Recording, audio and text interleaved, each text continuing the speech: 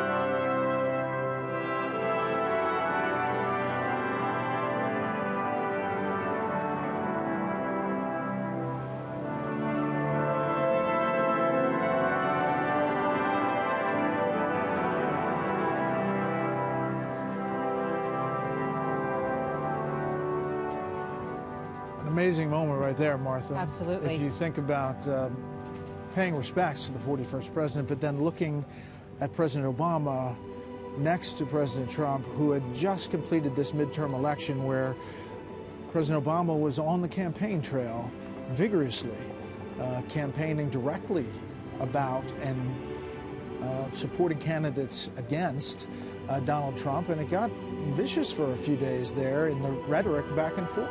I mean, you just have to wonder if the lesson of the life of President Bush, the 41st President of the United States, leaves an impression on our political process, whether it's for 24 hours or whether it lasts longer than that. The lessons of his life are so potent, and his own ability to put aside his differences with people who he had run against. You know, Bob Dole, he ran against for the nomination twice. They became dear, dear friends, and you can't look at this front row and the divisiveness that we have in this country today without a moment, I think, of hopefulness that perhaps some of the rift that existed between the Bush family and the Trumps that we watched perhaps melt a little bit yesterday could be something lasting.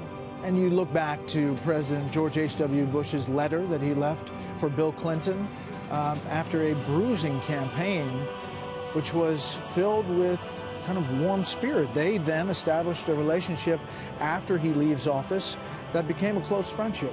Absolutely. Bill Clinton denied him the opportunity to be a two-term president, and they became very close. And as you say, Brett, that letter essentially said, you are my president, and I support you. I wish you well. I'm paraphrasing. It's a much more eloquent letter that I have on the tip of my tongue, but it was really such a selfless message of an American respecting the office of the presidency and his hopefulness that the next president who, as I say, robbed him of his opportunity to be a two-term president would succeed.